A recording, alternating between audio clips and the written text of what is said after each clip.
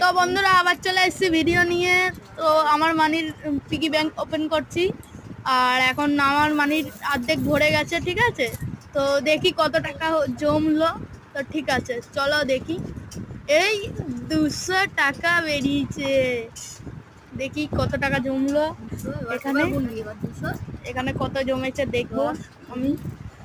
তো চলো আমিও সাহায্য করছি। দেখো দেখো 200 টাকা, বাবা কত জমেছে। কি মানে কত টাকা জমেছে। তো এইখানে পয়সা গোনা হচ্ছে, আমিও সাহায্য করছি মানিকে পয়সা গুনতে।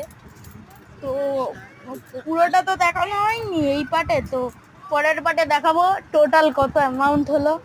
তো 300 কি হয়েছে না হয়নি তো দেখতে হবে।